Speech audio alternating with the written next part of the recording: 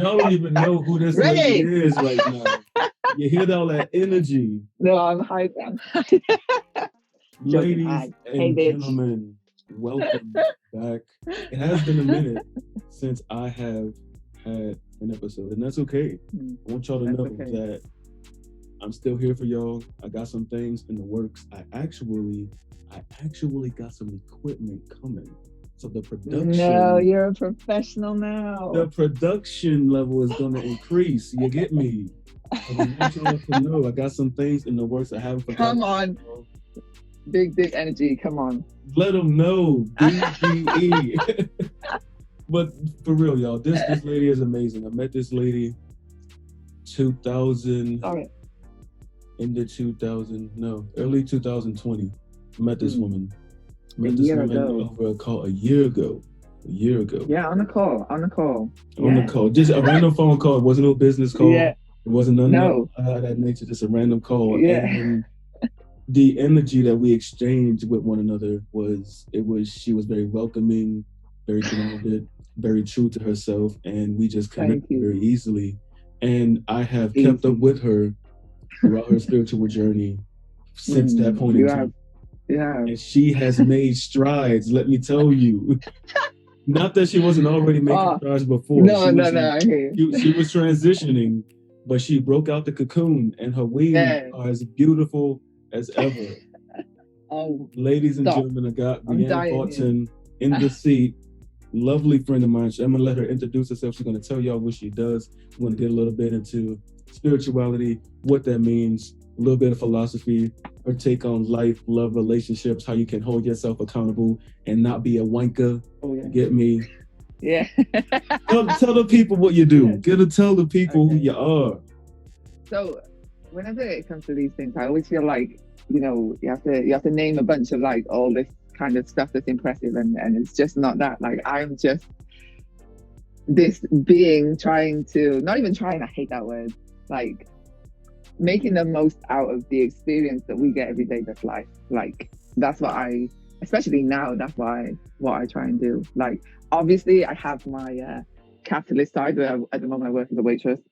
That's one side of me. But otherwise, like I'm a traveler, you could say. I like moving about.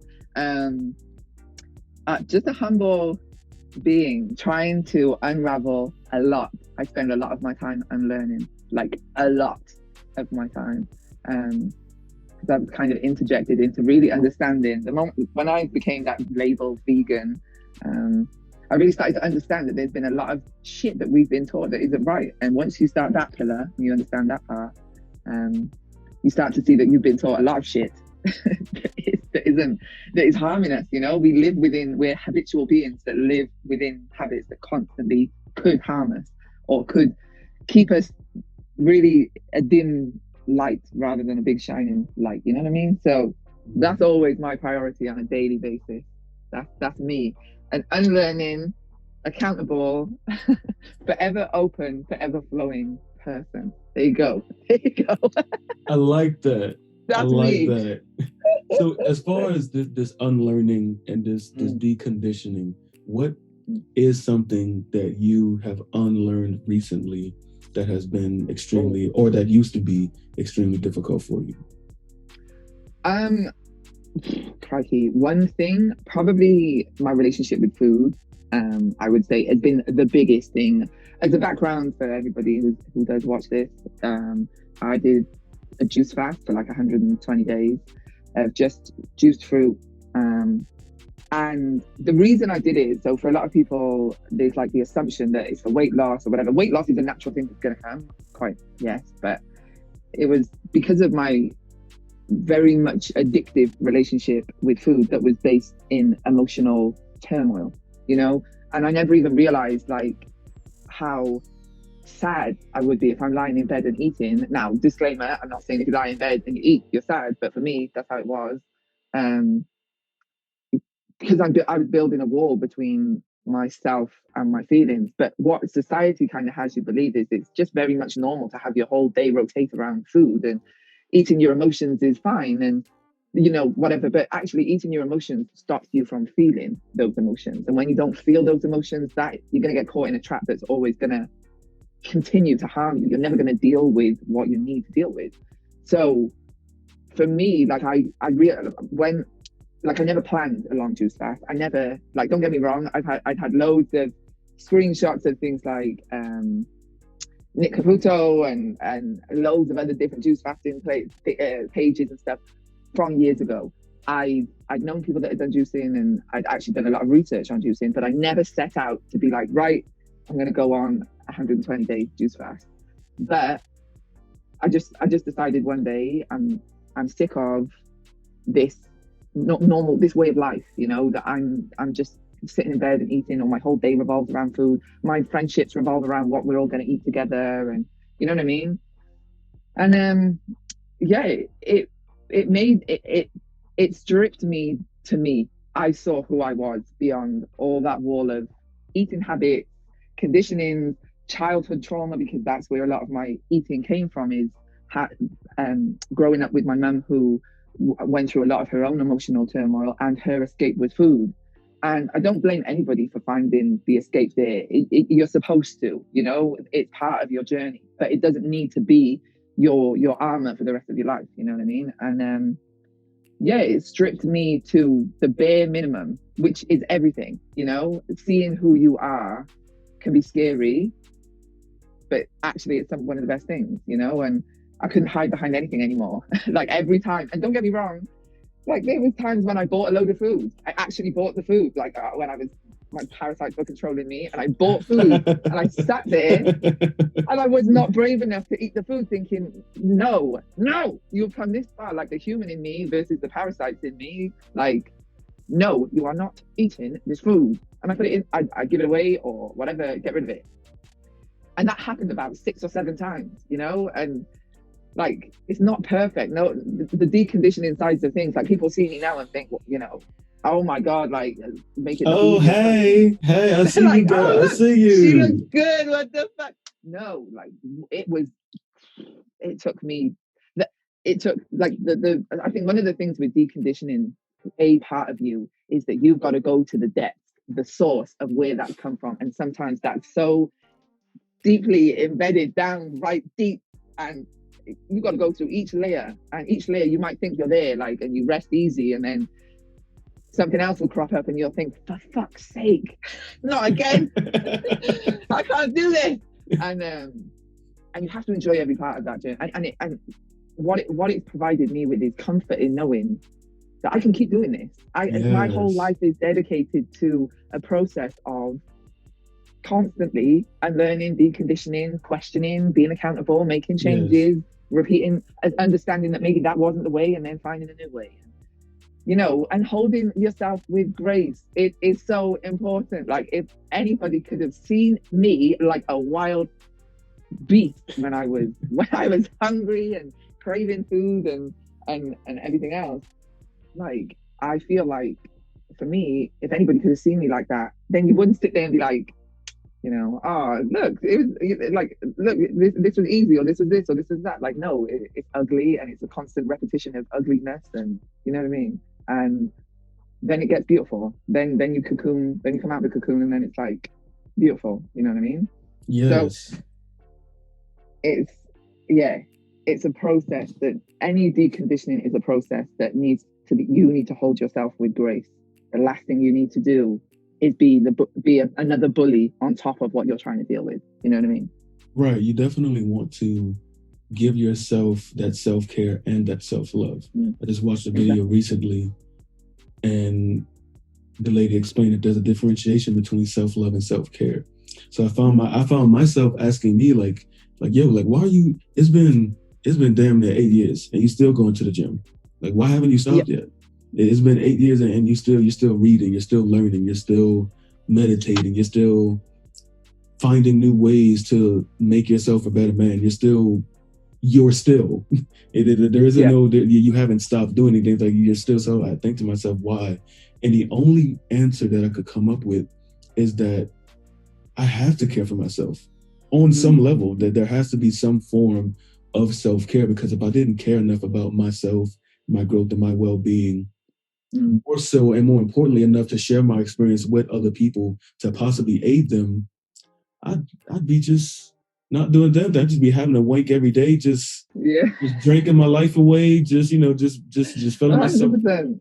just allowing the same toxic traits to repeat themselves over and over and over again within a 100%. generation. And people speak of that, like, breaking generational curses. And the more so I think about that, and the more so I hear that term, I start to think about my parents and their conditioning, my mother specifically, Yeah. because my father wasn't there. And I Mm. also got to a point of realizing that we are also dealing with their conditioning as well, on 100%. top of what the world has placed upon us. So Yeah.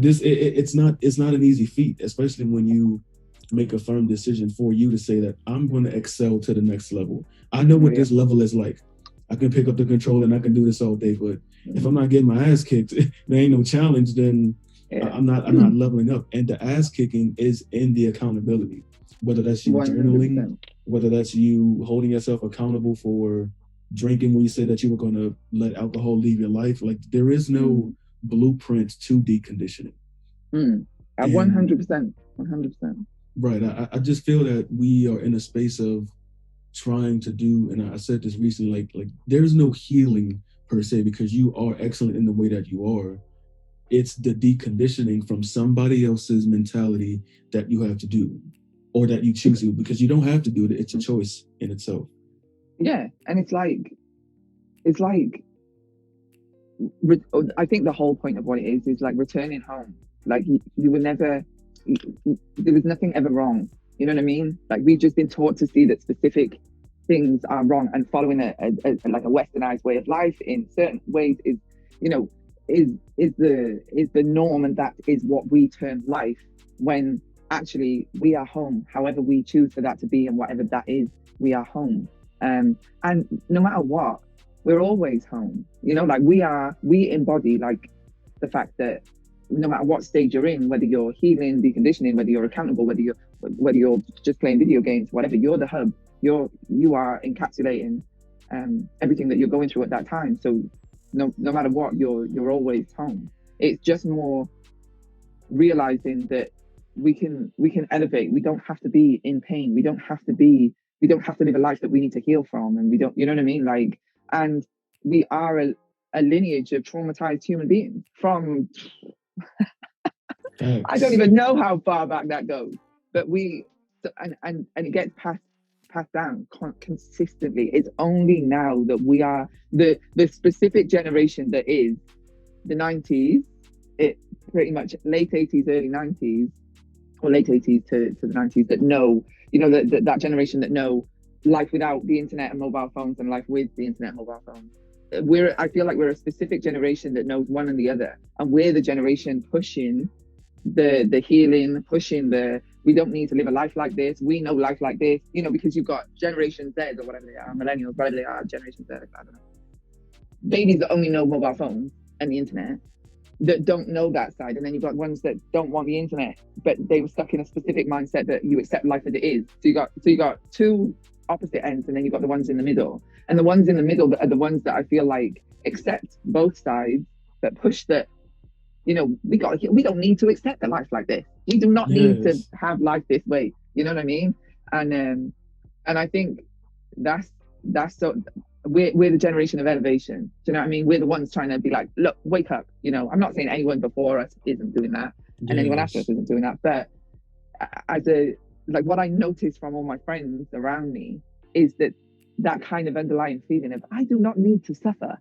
I am doing this to myself, I do not need to suffer this way. And I follow this, or I'm reading this book, or I'm doing this, or I whatever, I've started meditating, or I'm doing breath work, or I'm doing this, or I'm doing that. It's those choices of rebellion in a way that are not the normal life that actually heal us. You realize things like medicine doesn't heal us, but that accepted way of life is medicine does heal you, or all these different things that are ways of being that we've been conditioned that we can elevate from. We don't have to accept, you know what I mean? But we have to be accountable first. We have to know that what we once thought was a reality, not necessarily a reality that serves us anymore. Learning to stay fluid, I think that's really important. And yeah, like it's a process. Everything I feel like is a process that is lifelong, you know? Like you don't just one day heal. You don't just one day get to happiness and that's it kind of thing. And I realized I did some writing the other day about a growth versus goal mindset. And and in a way it's like we would say goals are good. And I'm not saying goals aren't good, but the thing is, I seen a video that said something like, if you focus on one subject per day, every day, in 5 years, you'll be an expert in that subject. So obviously, like, it's really easy to sit there and think, okay, so 1 hour a day, I can, in 5 years, I'm an expert or whatever it might be. So say for you, for example, you know, doing gym and workout and stuff, like whatever workout, blah, blah, blah, you're an expert. The problem is with that is when something is goal orientated, having goals is good in terms of getting you from one space to another, yes. But also goals can be limiting, because what could you actually achieve? If you take that goal away, there's so much growth that you can reflect on and so much growth that you can look towards that is limitless. The thing about growth is it is limitless. Goals are not limitless. They are encapsulated specific things, which yes, you need it. I'm not saying you don't. But that's why like the growth versus goal mindset is really important. You know what I mean? Because the two are like parallel. They are the yin and yang of each other. And then when you look at everything in your life, everything is a yin and yang of each other. Like everything is duality like that. So when we're looking at the process of, say, a spiritual journey and deconditioning and conditioning, we spend our lives literally yin and yanging the two, you know? And again, like there's beauty in both of them. There's beauty in sometimes being conditioned a specific way that served you for a certain point, and then deconditioning to then recondition another way. You know what I mean?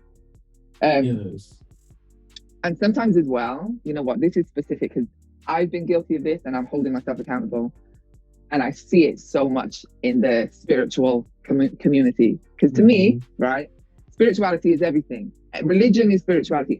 Everything is spiritual, no matter what. Even if someone says that they don't believe in whatever, everything has we are spiritual beings. Maybe some people might want to argue that, but that's fine. But spirituality to me is connection. That's what it is. We connect to all things, and we connect to ourselves, we connect to God, the universe, etc. Whatever people want to choose to name these specific things.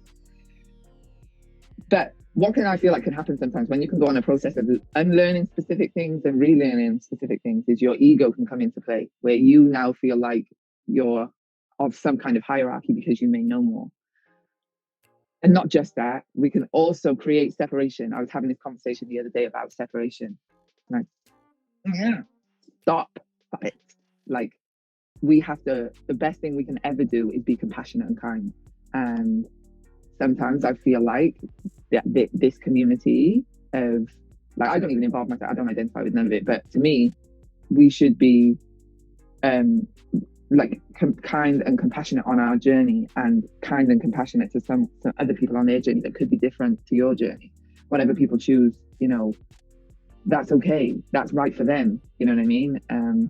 I think this plays a big part in spiritual journeys, you know, not to get to a point where you feel like you know so much now, and you also then feel a sense of superiority over another person, or a sense of superiority over yourself. You know what I mean? I think we need to also be mindful of that part of it as well, you know, because there can be a lot of separation, and I really hate that. I hate separation between others, no matter their journey, you know. We're all connected, no matter whether we think we are or we aren't. We all are. So that's something I feel like to be mindful. Something I learned, because the moment I started learning some information, I'd be like, right, I'm going to preach to everyone, and I'm also going to act like I know everything, you know. And it got me caught in a landslide of this book being handed to me or being brought into my life. I've seen it everywhere on my Instagram, like, and it was like a sign called A New Earth by Eckhart Tolle. I hope I'm not doing his name a disservice there. And that book threw me and my ego right on the floor in the pit to say, you need to humble yourself, you little shit. You know what I mean? Like, I cannot agree with you more on the humbling. Not you need to humble you, but the space itself it's detrimental. It truly is, because what I see is that people are aware of the awakening at a vast rate, and they're taking advantage of these people by selling them on an idea or a dream that this is going to be the main thing that gets you what you need. You need this green product to cleanse you of your toxins, so that way you can be purified and only eat fruit for the rest of your days. And the more I see these things and I start to read and I start to really look at these people, I'm like, this ain't got shit to do with this person looking at they shit. This ain't got nothing to do with that at all. So it was like that meme of the dude, like, what? Yeah, like y'all swindling people out here. And it's at that, I felt like you at that point, I felt like I had to take up a responsibility to, I don't claim myself to be a part of the spiritual community or space in any way. You and I, we don't fuck with, what's the term? Labels. There you go. We like, no, because the minute you say that you are something, you are not that thing. Exactly. Period. And it's confining. It's like putting yourself in a little box to say, this is what I am. I belong here. Like, no, we are complex beings. You know, never look at someone and think because they juiced or because they this or they that they this, now this perfect human being or whatever it may be, or someone who's spiritual. No, I can rest assured that person will, if they argue with someone, they might not ever say that they're sorry. Or, you know, there's a number of millions of things that we all do. Like, come on. It's crazy. But I had to be humbled. I definitely had to be humbled. And I still am. I'm going through that process. It's okay. You are not by yourself. I gotta get that book from you. At least I can download it off of Amazon. Yeah, well, honestly. And if you need to do ego shadow work, that book will He's the guy. Yeah, he's the guy. Yeah, drag you through everything. I feel like those people who are perceived as, dare I say it, the elites of the community, of the spiritual collective space of social media, those people need more internal work. They need more isolation to truly sit with themselves and observe what is happening, because as you said, everybody's on their own journey. Everybody has their own path. And so you and I and other people, I'm sure, can look at these individuals with a true sense of compassion and be like, okay, I'm aware of it. They may be aware of it, but they may not be ready to face it at this point in time, and that's okay. It's not our responsibility to make them see the error in their human ways at this point in time. I'm not the spiritual police. You are not the universe police, but there are people on social media who are the universe police. Like they would just pop up out of nowhere and try to convict you for speaking your truth. And I find that very, very, very interesting in a space where everything is supposed to be love, light, and peace. Love and light. Right. And that's why I'm like, y'all boys need to take a trip to the dark side, because that's where it's at. Yeah, I'm not saying it's all sunshines and rainbows over here, but you definitely need to, you know, take a walk with your shadow, maybe take a vacation with him or her and see what's going on. You know, I'm an advocate for sharing my darkness. I don't do it in a very open way, like this is exactly what I'm going through, but I explain it in a way to let people know, like, I'm not one of these individuals that focus only on the peace. Like, I'm gonna keep it real with you. This shit is difficult. It requires work. The only way that you're going to be able to get past it is if you look at it. And we are in we all in a cocoon right now. My friend, one of my closest friends back home, he said, and it's tightly knit in this bitch. True. It's so like you just in there. Tightly knit in this bitch. And there's a time frame of that, right? There's a time frame. Yeah. Like you, at some point in time, it will come time for you to leave that cocoon. Now, will you break out too early and not be able to fly, or will you use that time of cultivation to really dive deep, throw your ego on the ground, throw your ego into the depths of the ocean, and choose to walk the path of what is true to you? Like, let your truth be revealed to you, because it's never left you. Yeah, and you know what? I think with ego work, so I always feel like there's this fear of ego, like a big fear of ego. Like, you know, if someone's operating from the ego and then you're like, right, you're operating from ego, someone else might say that's your ego kind of making your life a bit hell there, and then they're like, and you don't know what to kind of do with ego work. At the same time, a lot of people, I don't think really, not to make an assumption, but speaking from experience, I didn't really understand what ego work or shadow work actually meant. But when I read that book, it was just like a clarification that, whoa, okay, my whole life I have been operating like this. And it's more, your ego is like the petulant child sometimes in you that needs validation, that sometimes needs attention, that needs to be centered, and these things. And it's not to say that your ego is negative or positive or whatever. It's just that when you're caught in the trap of your ego, it's hard to connect to the human in you. It will be the barrier that kind of solidifies in the way to say, you can't get to the human in there, like the ego is running wild, and that's what humbled me, because your ego as well, the complexity of ego is that it can show up in the ways that you could be so adamant. Trust me, I've been humbled many times where I think I'm doing ego work, I'm not operating from my ego. But the irony is, when you're doing ego work, you can identify with it so much that it's still your ego. Yes, you can call it out. I tell people that all the time. I'm like, yo, like, that's how you know you're leveling up. When you're in the middle of a situation and you get to decide. You're like, it's like ego or it's like self, and you're like, damn, all right, because you start to see it more. It's like you are able to observe and differentiate what is your ego and what's not. Yeah. And during those times when you're humbled, that's when you are completely operating from ego in the universe. It's like, I'm gonna pull you by your goddamn ear. Remember, pay attention and intention. Attention, bitch. Like, exactly. And that for me, like, ego work was a big part right before I started juicing. Like, it was a big part where I thought to myself, like, you really think you got this all worked out, eh? You really think you worked, like, 'cause that's the problem as well, is that, like, when you start doing some work, not just some work, but when you start working on yourself and you start understanding childhood traumas and understanding that we are just enlarged children, we are still that I love that. Enlarged children. Yeah, we literally are. Like I honestly feel like society kind of says that, you get to 18 or whatever, and it's like, right, that leaves anything that happened prior to 18 has no importance. You're an adult now. Like, no. We are literally like enlarged kids. That's what we are. So everything that we've learned in our primary stages, our first impressionable stages, what do you think happens to that?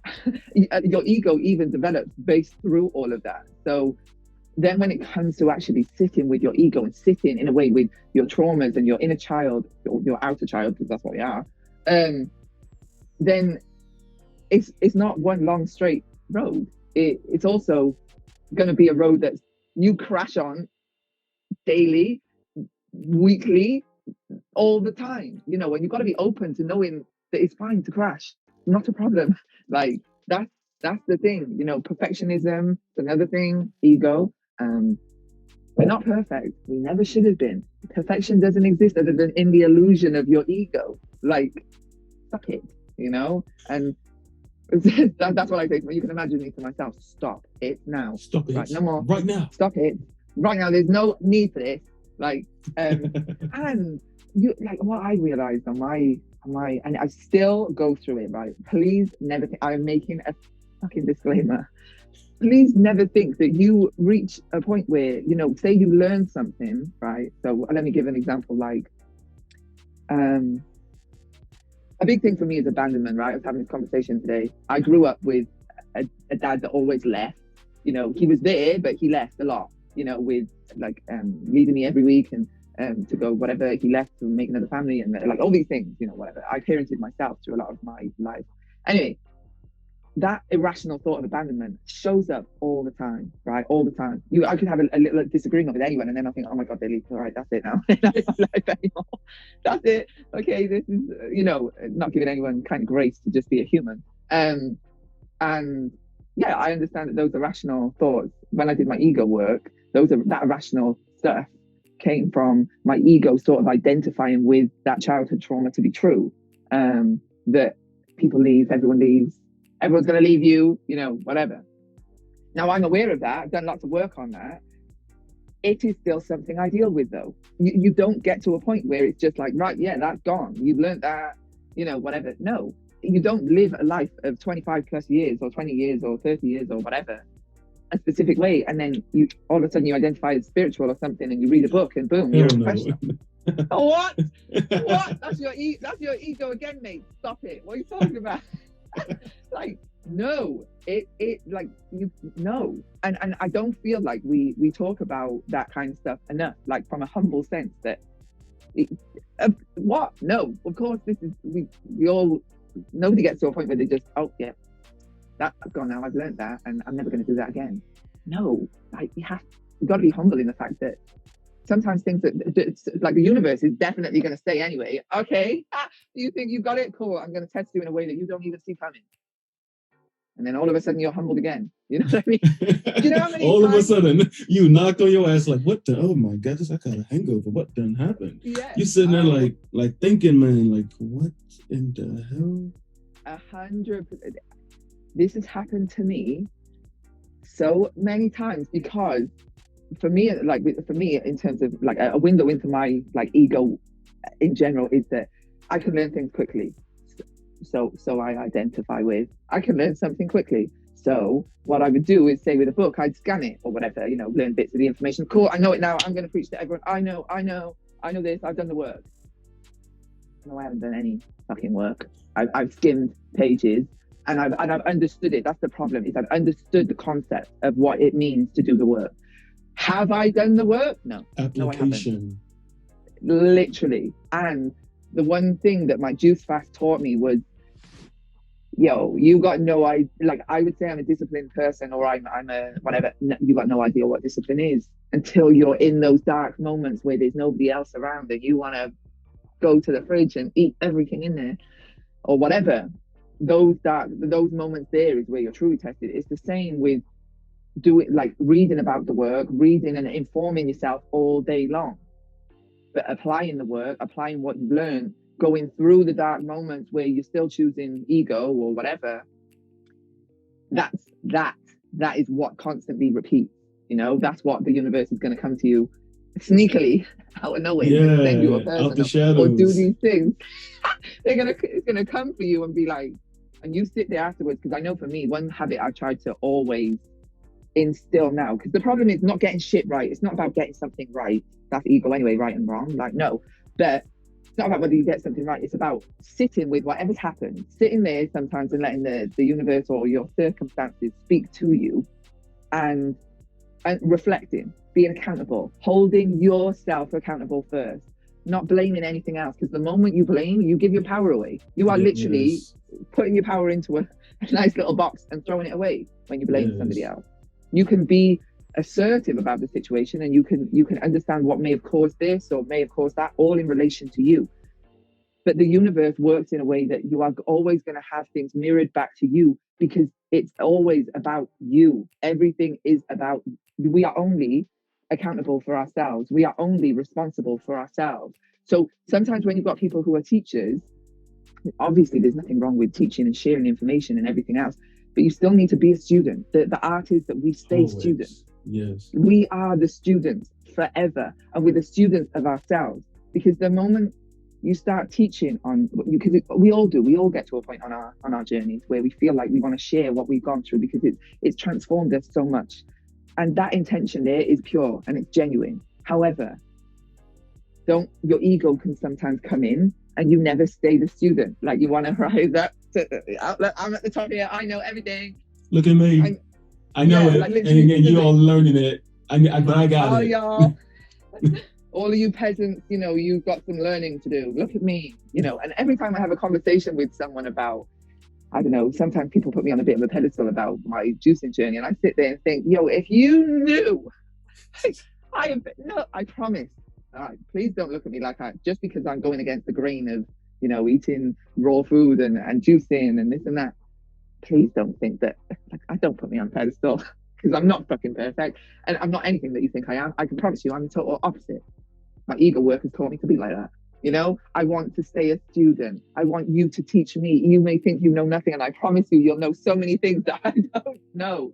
And the moment your ego comes in and you feel like you know more than another person or something, like the moment you feel like you know more, that's when you stop yourself from learning so much, you know. You get stuck, Yeah, and trapped.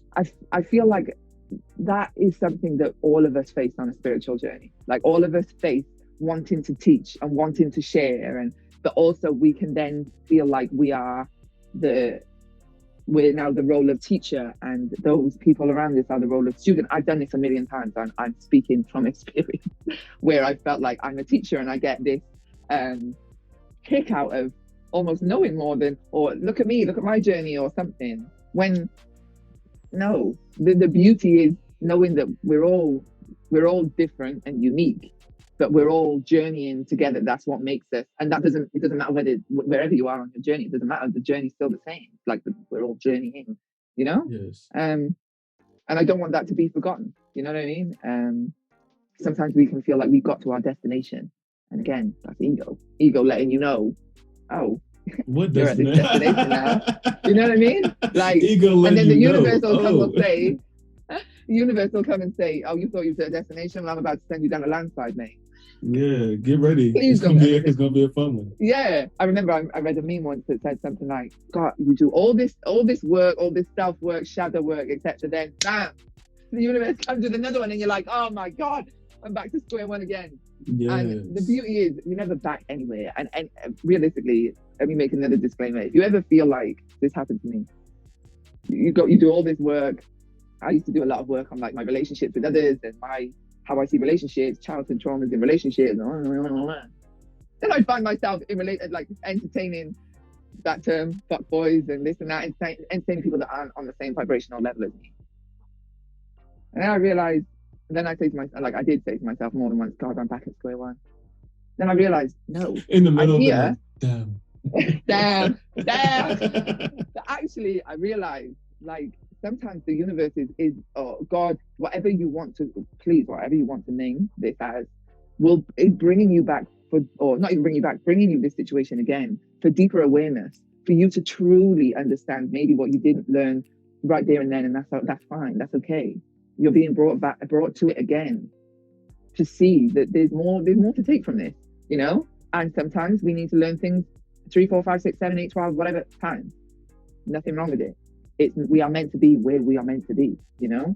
And yeah, that happened to me countless times. It's gonna happen to me so many more. It's okay. You know what I mean? So yeah. That's a big part, I feel like, of this journey that we name spiritual, you know, is going through things time and time and time again, seeing that not so pretty part of your ego over and over, your shadow in the background coming into the front all the time. With tea, just yeah. And the thing is, you know what, I have this conversation weekly, right? Don't be scared of the dark. Do not be scared of the dark. If anything, the one thing I've learned to do whenever I feel like darkness is coming, I'm like, right, I'm going to turn around and face you straight away. Go on, tell me, what do I need to know? yes. Go on, I'm here, I'm not scared. You know what I mean? Like, yes. tell me. Stand up to it. Yeah, like, and also the same with what we identify as pain. Like, pain is like repeated like thoughts of the same thing that we're choosing not to break out of. And the thing with pain, we can't fear it. Like, pain is one of our greatest lessons. It's like, if you, like, anybody watching this, if you think of the most painful time you've been in, you know, reflect back on it. You know, you don't have to go and sit straight back into how you felt, but that would have been one of your most transformational times. Like, every single time, pain is the pillar of change. Pain is like the spiritual embodiment of you saying, when you become aware of it, it's saying, now it's time to move. This is the rupture, the volcano, the lava's trying to come. The lava is the pain, that is the change. You know what I mean? Yes. Like, and that, it's beautiful. We have to welcome pain the same way we welcome happiness. You know what I mean? We have the same way we welcome love and light. You need the darkness on the end. Yeah. You were never going to shine bright. It's like, you got to think, if you put a bright light in a white room, are you seeing the bright light? Or are you seeing the white room? Like, what are you doing? If you put a bright light in a dark room, You see what I'm saying? You need contrast. the two need each other. You know what I mean? Yes. And that's the essential part of really embodying what we're calling a spiritual journey. You know, is Yes. staying open and welcoming everything.